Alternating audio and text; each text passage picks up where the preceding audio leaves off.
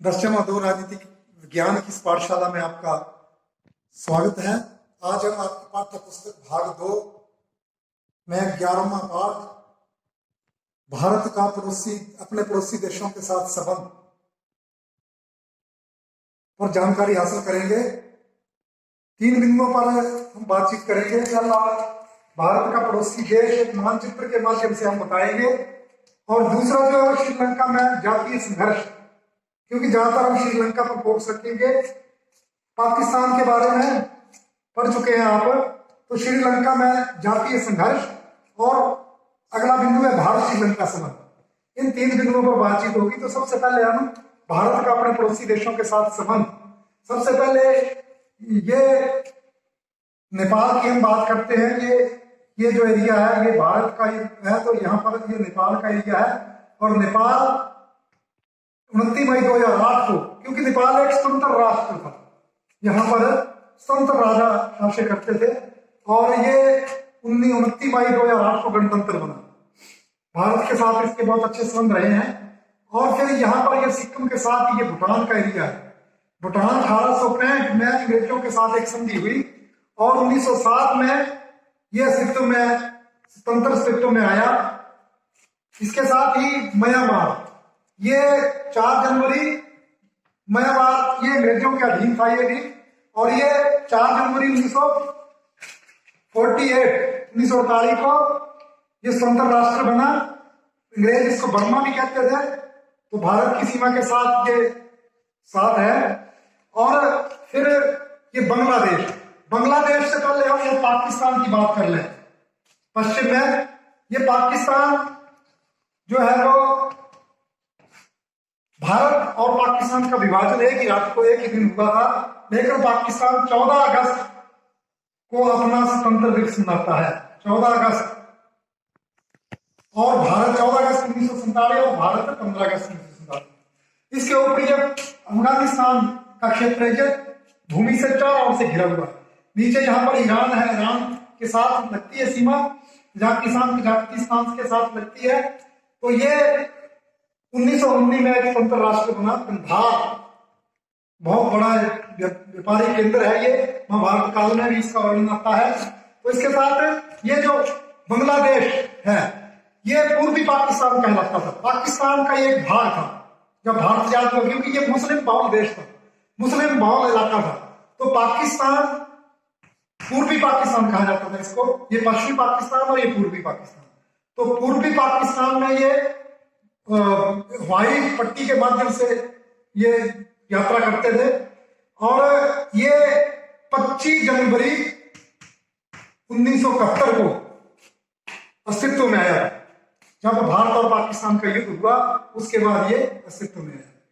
तो उसके बाद यहाँ पर ये श्रीलंका के बारे में बातचीत करेंगे बाद में। ये पहले ये मालदीव एक छोटा सा, एशिया का सबसे छोटा देश है। 26 जुलाई 1965 को अंग्रेजों के स्वतंत्र हुआ। बहुत सारे यहाँ पर टापू, लगभग 1100 के लगभग टापू इसमें हैं। और ये जो है वो मुस्लिम धर्म का ये इस्लामिक देश है, ये छोटा सा। तो ये भारत के साथ लगते हैं। और ये दक्षिण एशिया के देश हैं। दक्षिण एशिया सार्क जो है वो सार्क के देश हैं ये, 8 के 8 देश। आज हम श्रीलंका पर ज्यादातर बातचीत करेंगे। श्रीलंका, ये जो बीच में आप देख रहे होंगे कि ये जो श्रीलंका या बीच में जो ये हिंद महासागर है, और यहाँ पर ये बे ऑफ बंगाल की खाड़ी, और इधर अरब सागर है। तो भारत तीनों तरफ से घिरा हुआ है समुद्र की ओर से। तो यहाँ पर जो हिंद महासागर के बीच में ये श्रीलंका को जाने वाली एक खाई है, यहाँ से श्रीलंका को जाया जाता है समुद्र के रास्ते भी। तो इसको हम मन्नार गल्फ भी कहते हैं, मन्नार गल्फ। श्रीलंका जो है वो 4 फरवरी 1948 को ब्रिटेन से स्वतंत्र हुआ और एक स्वतंत्र राष्ट्र बना। अब श्रीलंका के बारे में हम बातचीत करेंगे। श्रीलंका में जातीय संघर्ष। श्रीलंका, जैसे मैंने बताया कि 4 फरवरी 1978 को अस्तित्व में, 1948 को स्वतंत्र हुआ और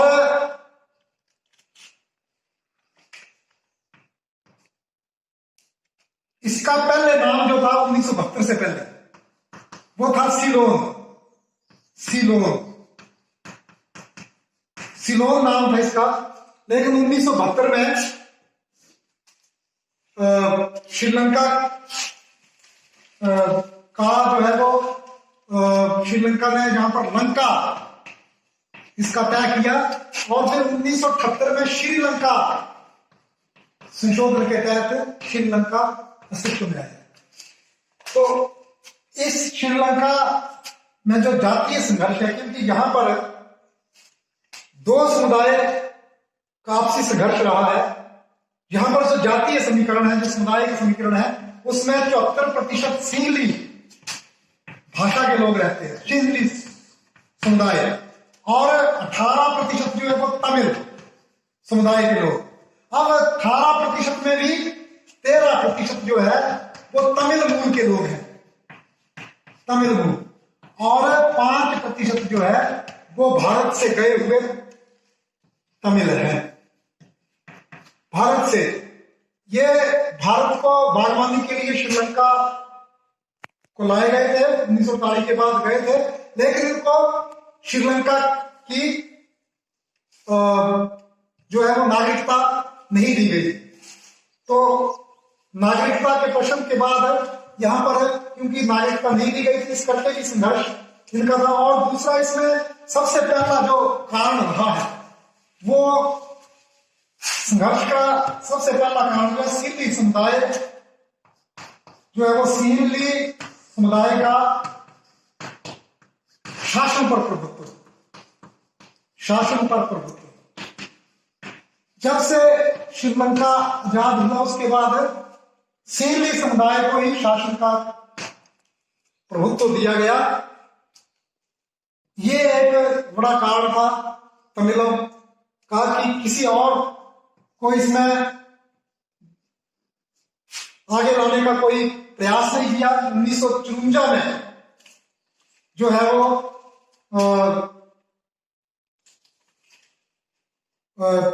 नागरिकता के मुद्दे पर बातचीत हुई, परंतु 1956 में सिंहली को राजभाषा बनाया गया। सिंहली राजभाषा 1956 में एक संविधान में संशोधन किया और सिंहली को ही राजभाषा, एकमात्र राजभाषा, जबकि अन्य भाषाओं को बिल्कुल इग्नोर किया गया।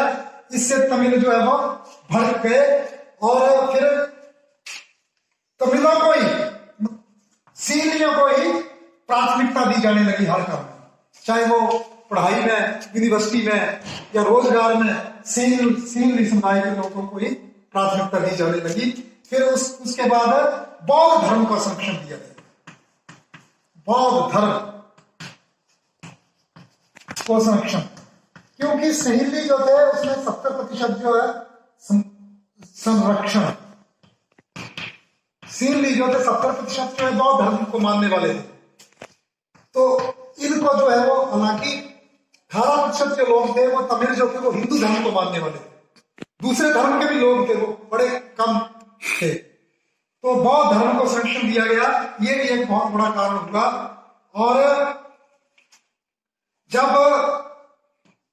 नागरिकता पर कोई बात नहीं बनी और सिंहली भाषा के साथ साथ रोजगार में भी सिंहलियों को ही वहां पर जो है वो शासन में भाग लेने का अधिकार दिया, तो तमिल जो है उन्होंने एक LTTE लिट्टे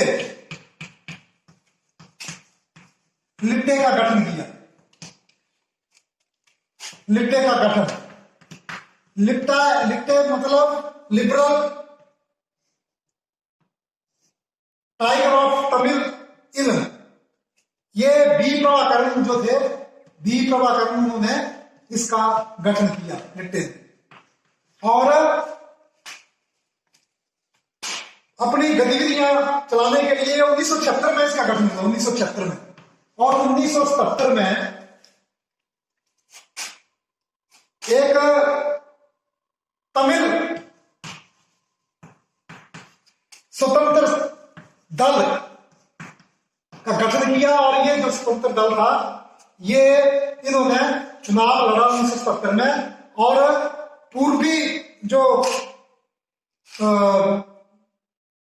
उत्तर का जितना भी क्षेत्र है जहां पर तमिल ज्यादा, क्योंकि भारत के नजदीक जो क्षेत्र है उत्तर का, तो वहां पर तमिल ज्यादा संख्या में थे। और तमिलों ने उस क्षेत्र में सब स्थानों पर जीत हासिल की। उसके बाद सरकार का विरोधात्मक रवैया, लेकिन सरकार का रवैया जो था श्रीलंका सरकार का, वो रवैया विरोधात्मक ही रहा। विरोधात्मक सरकार तमिलों के विरोध में ही रही। उस कारण से भी ज्यादा संघर्ष शुरू हुए। और सबसे बड़ा कारण जो था वो 1981 में जाफना, जो श्रीलंका का जो उत्तरी शहर है, बहुत बड़ा, यहाँ पर तमिल बड़ी बहुसंख्या में रहते हैं, वहां जो थी वो पुस्तकालय, जाफना पुस्तकालय को जलाना, ये एक बड़ा कारण है। इस पुस्तकालय को जला दिया गया, जिससे के बाद क्या हुआ कि वहां पर दोनों में उग्र संघर्ष हुआ। बहुत सारे लोग मारे गए, दोनों तरफ के, तमिल भी और हिंदी भी लोग मारे गए। और फिर क्या हुआ कि भारत की शांति सेना, ये भी एक कारण रहा। भारत की शांति सेना जो थी वो 1987 में एक समझौता हुआ, शांति समझौता भारत और श्रीलंका के बीच में। और एक शांति सेना बुलाई गई वहां पर भारत से, उग्रवादी समस्या से निपटने के लिए। उसके बाद बहुत सारा विरोध शुरू हो गया। और उस विरोध से 1991 में राजीव गांधी की भी हत्या हो गई। वो भी आत्मघात की। उसका लिट्टे ने ही, जो लिट्टे थे उन्हें ही ऐसा माना गया कि लिट्टे के द्वारा ये एक लड़की को आत्मघाती बम बना करके हार पहनने के लिए राजीव गांधी को भेजा गया। तमिलनाडु की बात है ये। तो उसमें राजीव गांधी की हत्या हुई। और 1993 में श्रीलंका के जो राष्ट्रपति थे प्रेमदासा, उसकी भी हत्या जो है वो इन्हीं संघर्षों के चलते जो है वो हुई। और उसके बाद हिंसक संघर्ष जो है वो बढ़ गए। उसका दमन भी किया सरकार की ओर से। और 17 मई 2009 तक बीच में भी बहुत सारा संघर्ष चलता रहा इनका। बीच में इनका जो लिट्टे का जो एक लीडर था वो भूमिगत भी हुए कुछ समय के लिए। लेकिन बाद में 2008 में सरकार ने बड़े जोरदार तरीके से संघर्ष का दमन किया। और 2009 में इस संघर्ष को लिट्टे ने हार मान ली। और श्रीलंका में अभी शांति स्थापित हो गई है। तो ये एक जातीय संघर्ष का ही कारण था कि दोनों समुदाय में, जिसमें सरकार का भी विरोधात्मक रवैया रहा। अब हम भारत और श्रीलंका के बीच संबंध कैसे रहे उस पर थोड़ी सी बात करेंगे। भारत श्रीलंका संबंध 1948 को ये स्वतंत्र हुआ था। उसके बाद 1954 में पहली बार दोनों देश जो थे वो गुट निरपेक्षता नाम के सदस्य रहे हैं। और इनका संबंध ठीक रहा है। 1954 नागरिकता के मुद्दे पर जो पहली बार समझौता हुआ। और 1964 में दोनों सरकारों ने अपने सरकारों ने ऐलान किया कि जो तमिल भारत को आना चाहते हैं वो भारत की नागरिकता लेंगे और वो वहां के वहीं की नागरिकता देंगे। लेकिन कोई भारत को नहीं आया। और ये एक ये भी एक कारण रहा। उसके बाद सबसे पहले कोलंबिया शांति समझौता, कोलंबिया शांति समझौता। कोलंबिया शांति समझौता जो हुआ वो कोलंबिया शांति समझौता जो है वो 29 जून 1987 हुआ, और इसके तहत श्रीलंका की सरकार ने भारत से मांग की कि वे अपनी सेना इस क्षेत्र में, जो उत्तरी क्षेत्र है श्रीलंका का, उसमें भेजें और शांति स्थापना के लिए, उग्रवादियों का दमन करने के लिए भेजें। भारत ने अपनी सेनाएं भेजी और वो सेना जो थी वो मार्च 1990 को श्रीलंका के ही प्रधानमंत्री के अनुरोध पर उसको वापस भेज दिया गया। और उसके बाद संबंधों में थोड़ा सुधार,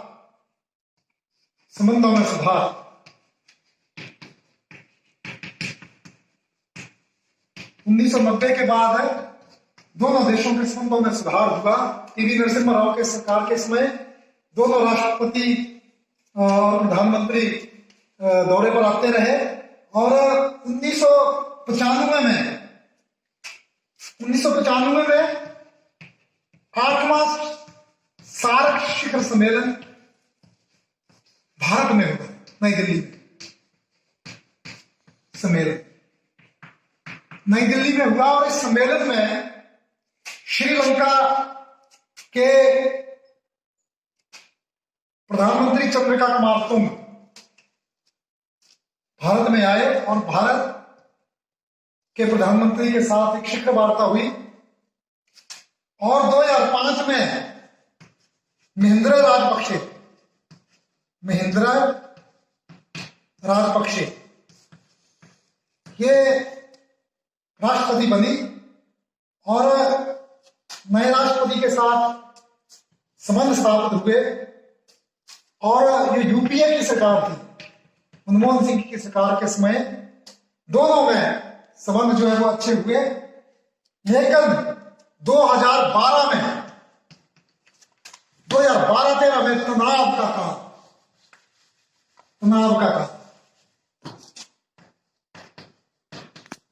दोनों के संबंधों में तनाव कब आया? 2012 में यूएन संयुक्त राष्ट्र संघ के मानवाधिकार परिषद में भारत ने तमिलों के पक्ष में मतदान किया, और 2013 में भी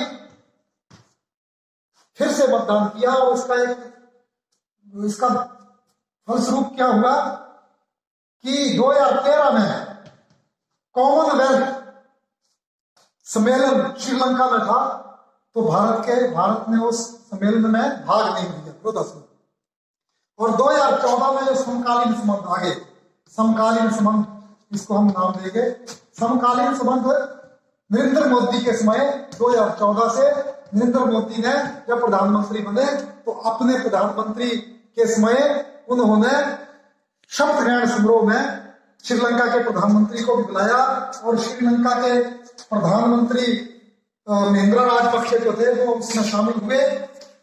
और फिर द्विपक्षीय समझौते भी हुए। 2015 में रक्षा और सैन्य सहयोग पर समझौते हुआ, क्योंकि आज तक दोनों में संबंध फिर से मधुर हैं।